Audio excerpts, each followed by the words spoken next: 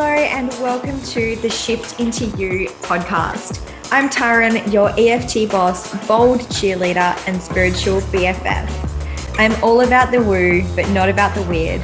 We're going to be talking about all things personal and spiritual development in relation to business. So step into your bold, tap into your success, and let's get into the episode.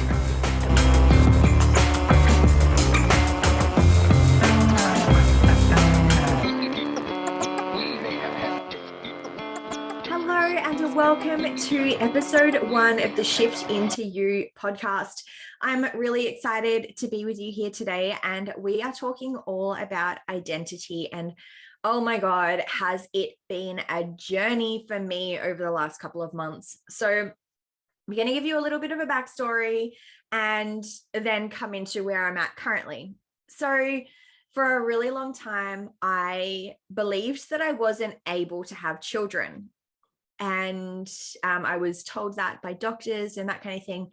And then I had this kind of like, well, that doesn't really matter because I don't want kids anyway. So I spent a really long time, like a lot of my adult life and even my late teenage years, just not wanting kids and being completely okay with that. I also didn't want to get married either. So really interesting to see that now I'm married with 2 children and very happy about it. But I really did not want kids. I have always been very focused on being an entrepreneur and being like Miss Independent and, you know, having my own back and all of that kind of thing. And, you know, not having to take responsibility of anyone other than myself. And oh, that's a whole nother story in itself. But that's not what we're talking about today. So I spent a really long time, like over 15 years, not wanting children. And so the vision of my future and what I wanted my future to look like and what I wanted my life to look like, it was very different to what it looks like now and what I want it to look like in the future. So that was one identity that I had. And then I got married and wanted children, and that was a journey. It took us 3 years to have a successful pregnancy. And in that, we experienced 2 miscarriages and a lot of negative pregnancy tests in between. So that was quite the journey. And I had to do a lot of healing work in that period of time as well, because I was really struggling. And a lot of that, I believe, was a mindset of not knowing what I wanted my future to look like with children in it, because of this identity that has been such a huge part of my life for so long, that I didn't want kids and I didn't want a family and that kind of thing. So I really struggled with coming to terms with the idea of being a parent, let's put it that way. And so over those 3 years, I really had to nurture myself and redefine what I wanted my future to look like with children in it, and, you know, create that new vision board, so to speak, that new idea of what my future was going to hold, how many kids I wanted, where I wanted to live, what our home was going to look like, because all of a sudden that was going to be very different. It was going to be very different to the life that I'd previously spent 15 years envisioning, right? So I had to let go of that identity of this single person, basically. Like, even though I was in relationships, happily in relationships, that kind of thing, it was never my intention to get married or have children. So ultimately, I was single, childless, and was occasionally in relationships, and that's okay. That's what I wanted for me. That's what I wanted my life to look like, and I was okay with that. In fact, I was more than okay with that. It was what I wanted, and I was working towards that, and it was amazing. And then I met my husband, or reconnected with my husband. We were friends for 6 or 7 years prior to actually becoming a couple. And so then I went on this process of like having to redefine what I wanted my future to look like. And that was really hard. But I think that once I grasped this new identity of this person I was becoming, this person with a husband and with children, that's when I had my first successful pregnancy. And I believe that there was something stuck, like a stuck energy within me that was actually preventing me from moving into that new identity, moving into that new stage of my life, because I hadn't fully embraced it. I hadn't fully come to terms with it yet. And then once I did, I was able to move into that new stage of life of parenthood, motherhood, and, wife life, and settling down and living in a home that we own, and all of this kind of stuff that wasn't ever really on the cards for me. Like, my whole life now looks very different to what I wanted it to look like back then. And then I became a mom, and I became so engrossed in that identity and almost felt trapped within that identity because I felt like I didn't know who I was anymore. I was focused on my children, or focused on my child at that point in time when I only had one. And I was still very much wanting to be a business owner, still very much wanting to be an entrepreneur, because it's in my blood, it's in my bones, it's who I am. And I still very much wanted to be a business owner, but I steered away from staying in the business coaching space because I felt like, well, who's going to take me seriously now that I'm a mom? Like, I don't have as much time on my hands and this kind of stuff. And I was telling myself all of these stories that convinced me that I had to change who I was and how I was doing my business and how I was doing my life. And I was like, I'm not even going to, now that I'm a mom, I'm not even going to be able to help or support people who don't have children. So I can only help other mums. And I put myself in this box where I was only helping other mums. And I actually studied to become a sleep consultant, a very fucking good one at that. And I had a lot of fun building up that business and growing that business and building those relationships and building that Instagram up and generating paying customers and that kind of thing. And I hated every second of it. I hated doing the work because I wasn't passionate about it. I was passionate about growing the business. I was not passionate about doing the work that was required of me to have that business. So, that was one little ding, ding, ding moment where I was like, okay, obviously I need to be in that business growth arena because it's what I'm so passionate about. And it's what I'd been doing previously for five years prior to having children. So that was like my first little moment where I was like, okay, I do need to be a business coach. Like, I still desperately need to be in this space. But what was happening then is I was toggling between being who I was prior to having children and then who I was as a mom, or who I thought that I was supposed to be. Like, it's really interesting that when I became a mom, I thought I had to be someone else. I had to have normal hair. So I grew my hair out and dyed it brown. And I used to wear like neutral colors, like not really black, but I'd wear like white and like an olive green or like an army green, beige, real neutral tones that just don't suit my skin tone. And my hair was brown and I was just very vanilla. I became this person I thought I was supposed to be because I'm a mum now, I have to be serious, or I'm a mum now and when people see me, I want them to see me as a mum. And if you're watching this on YouTube, like you can see, I'm wearing bright blue and I have blue and purple hair. And that's who I am. And that's who I was prior to having children. I always had brightly colored hair. I always had short hair. And when I became a mom, I just convinced myself that I had to look a certain way and I had to do certain things. And my business had to be revolved around being a mom. And it just felt wrong. I just didn't feel like myself. I felt lost.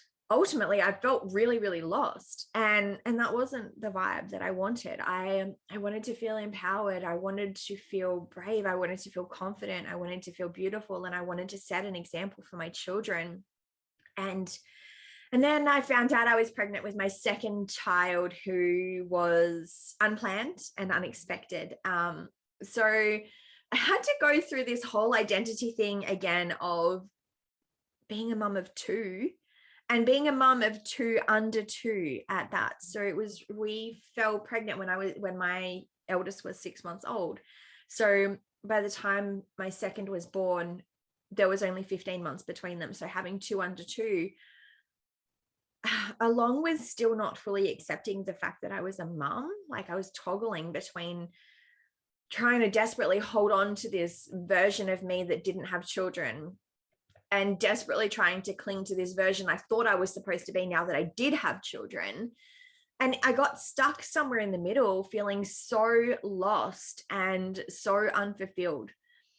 I didn't feel like me. I didn't feel successful. I didn't feel empowered. I felt confused. I felt frustrated. I felt angry. I felt resentful. I felt all of these things. And it really, really challenged me. And so then once my second was born, I knew that something had to change, something had to give in order for me to feel like my brightest, boldest, most vibrant and empowered self. I had to redefine my identity. I had to reconnect with who I am now that I had children. So I had to take parts of my old identity, parts that I wanted to keep going into motherhood. I had to take parts of my mum life and ingrain that into a new identity as well. And instead of trying to toggle between the two different identities, I had to find a way for them to meet in the middle, in a way that I could be happy, fulfilled, empowered, confident, bold, unique, embrace myself, embrace all of me, every part of me, so that I truly felt fulfilled. And that's ultimately the word that it's going to continue to come back to, is because now that I've done that work, I feel fulfilled. And yes, there are absolutely days where I feel stressed and frustrated and annoyed and overwhelmed. And I want to focus on my business and I want to do this, and I'm in the mood to work and I'm in the mood to create, but I can't because I've got a crying toddler and a teething newborn, or she's not a newborn anymore, but like a teething baby. And it's a lot, right? Mum life is a lot. And then when you're trying to grow a business as well at the same time, and trying to be both, trying to be something to everyone and everything and do all of the things right. And you can't complain, because if you complain, then people are going to send you to the doctor and think you have postnatal depression or postnatal anxiety. And as mums, we are so afraid to communicate our needs and communicate our feelings, because we don't want to get labeled with postnatal depression or postnatal anxiety because we're having a bad day or because we're having a bad moment. And now, that is not to say that postnatal depression and postnatal anxiety are not a thing. I know that they are. And I know how serious they are. And I know how important it is to get the support that you need if you are experiencing those things. If you're experiencing that in your life, it's really important to get the support. But the problem is, we don't feel safe to communicate what we're feeling in the little moments because of fear of judgment or fear of not having our shit together, and we should know what we're doing. And, maybe people are going to think we're not doing a good enough job, or maybe people are going to think that we're weak, or maybe people are going to think that we've got depression or anxiety. And you know what? It's okay if you do. It's totally okay.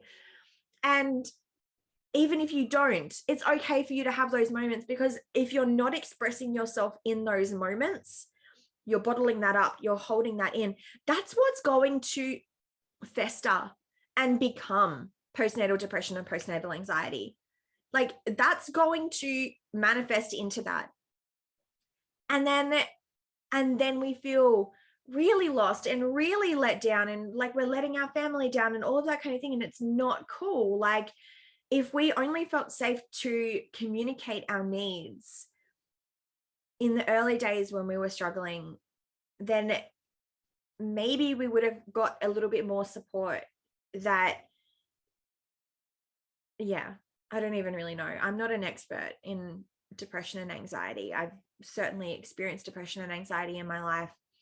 I've certainly know people who have experienced postnatal depression and postnatal anxiety. That hasn't impacted me because I learned very early on to communicate my needs, and I've been able to ask for the support that I've needed when I've needed it.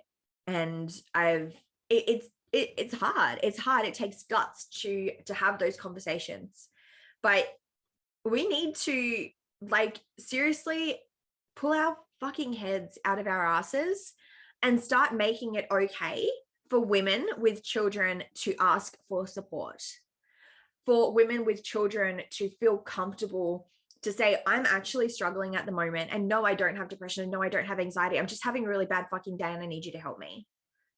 Right? I'm going on a bit of a tangent here.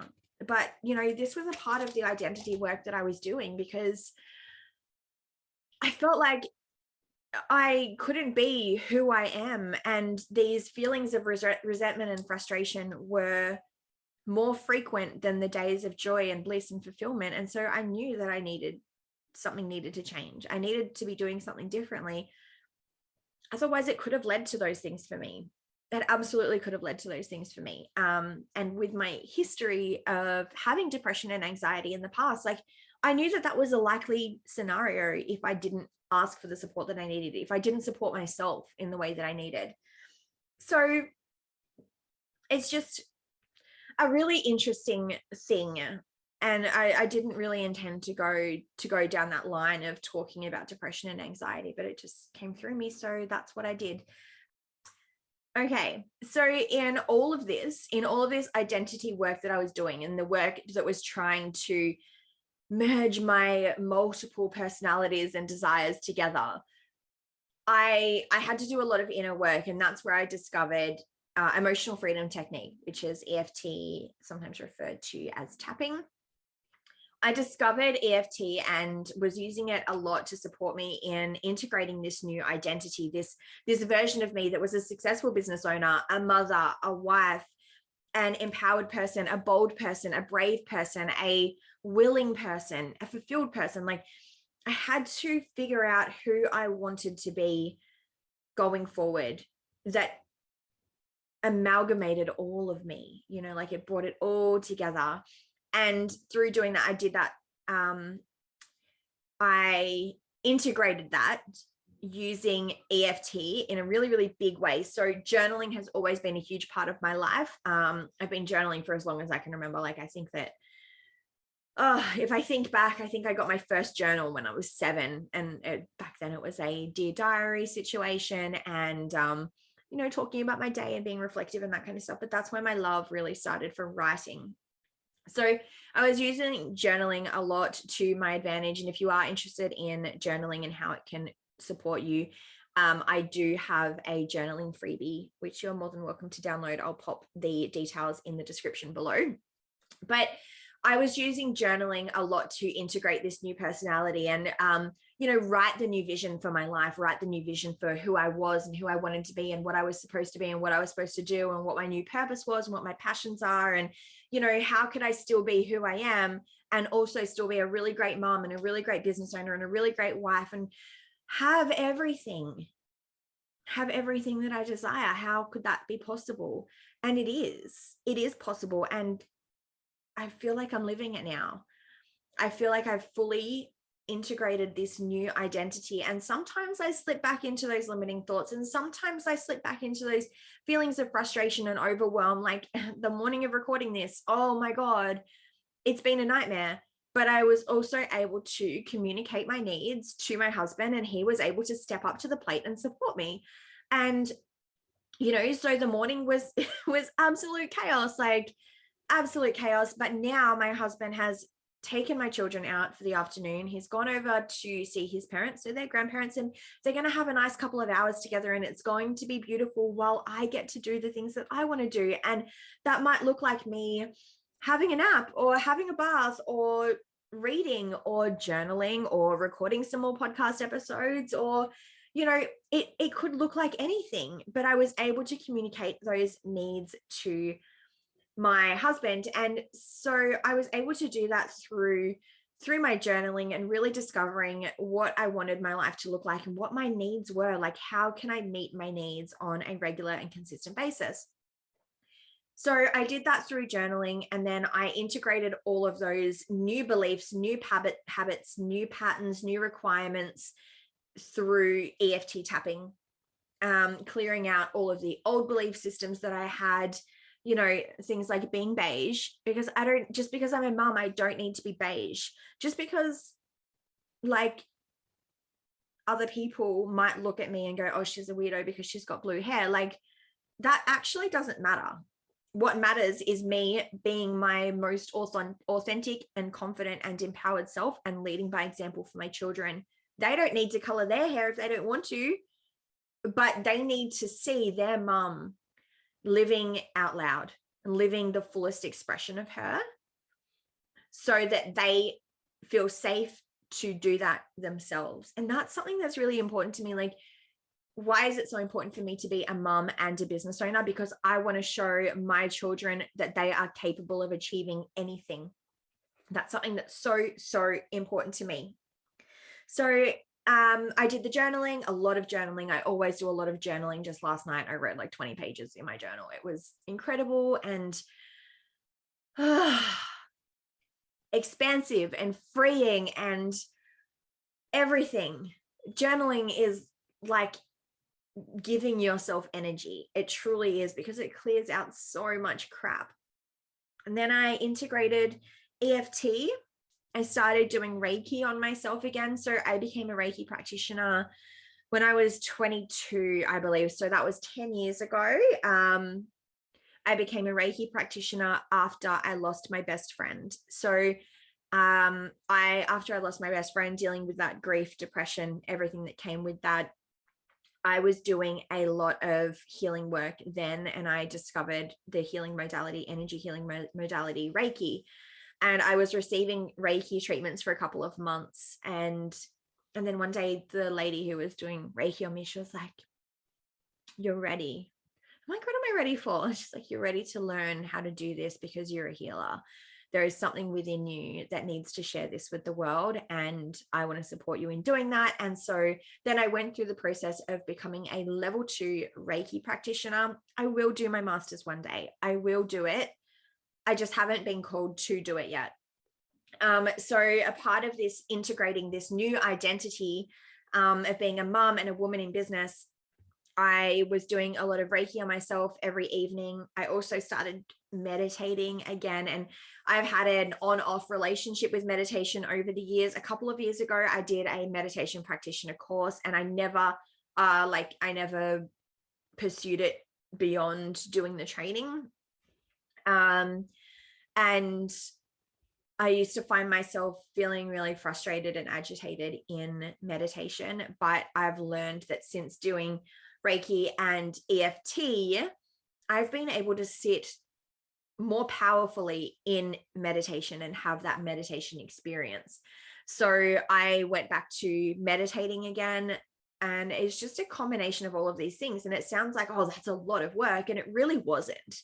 So the journaling is a daily thing for me. Generally speaking, there are some times where I'm like, I just don't have the need to write and express myself. And then there are other days where I'm like, all I want to do is write, and I'm going to spend 3 hours in front of my journal, and that's fine too.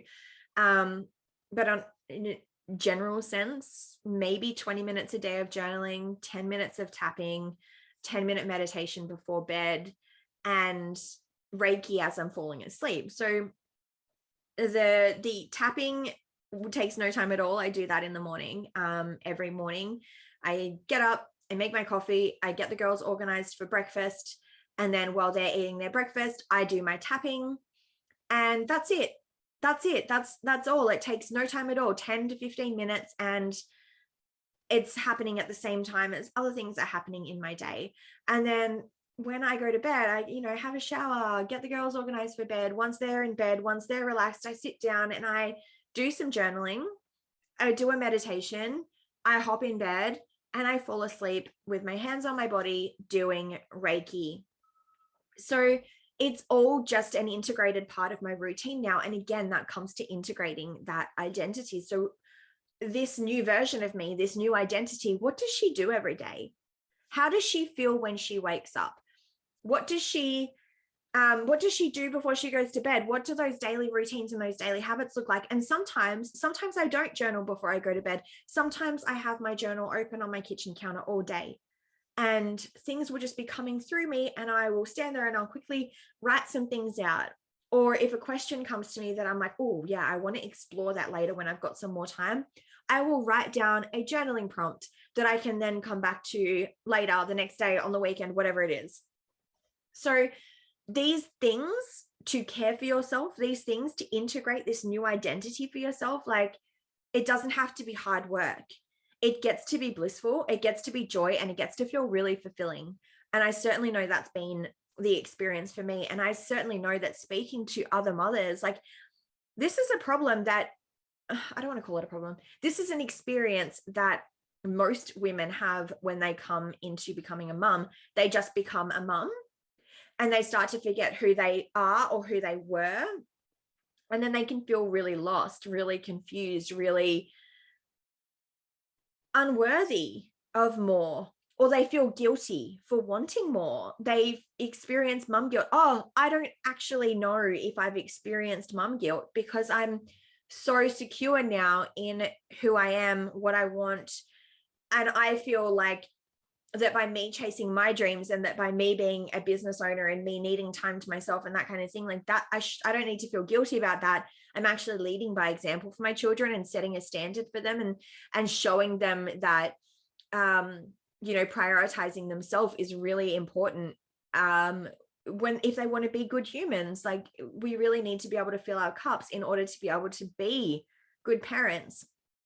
So this, integrating a new identity as a woman in business and as a mother, it's been a fucking journey. Oh, there has been a lot of tears. There has been a lot of fear, a lot of frustration, a lot of overwhelm. And it's just beautiful. It's just beautiful. Like, I feel really incredible now. And I don't need to just repeat myself over and over and over again. But this is actually, like, this work has now become a bit of a purpose for me. And it wasn't intentional, but I was saying to a girlfriend when I was talking about this identity shift and all this work that I'm doing, that I said this exact sentence, and it keeps coming back to me.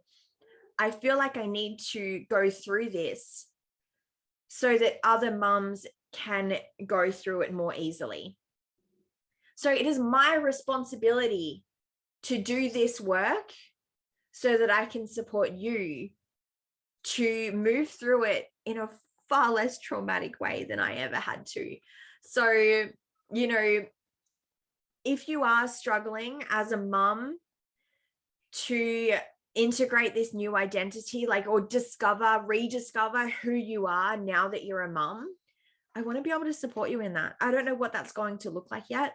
I don't know what any of that means, basically, but I know that EFT is going to be a really huge part of supporting women to step into their identity, step into their new identity, embrace their new identity, come back to who they are, the shift into you. I mean, fitting topic, fitting podcast name, because it really is. It's a coming home to yourself. And I want to support you in that, whether you've got kids or not. Like, even if you're just, becoming a business owner and integrating that new identity. So many people start a business, but then they feel embarrassed to tell people that they've got a business. So they haven't fully integrated that new identity. And that's such a huge part of my journey. That's such a huge part of what I do inside the Bold Collective, is to support you in integration, support you in truly becoming who you are and who you were always meant to be, and embracing all parts of your life, and not feeling like you have to segment and be one person in this room, and then another person in that room, and then another person in that room, and then another person when you're doing something else. You get to be you in every room that you're in, and integrating a like fully integrating that identity is going to empower you to do so. So thank you for tuning into episode 1. I hope that some of this story or all of this story has connected with you, landed with you, and you're sitting there going, oh my God, wow, that's so me. I feel so lost, so confused, so overwhelmed, so frustrated, so resentful, and I want to feel fulfilled. I want to feel joy. I want to feel bliss. I want to be a business owner. I want more. I want to be more than just a mum. You want everything. That's okay. I'm here for it, and I'm here to support you in getting it. So if you have any questions and you want to have a chat with me, reach out to me on Instagram. I want to get to know you better, and have an awesome, awesome day wherever you are in the world. Make sure you let me know, tag me on your stories, let me know that you've tuned into this episode. Bye.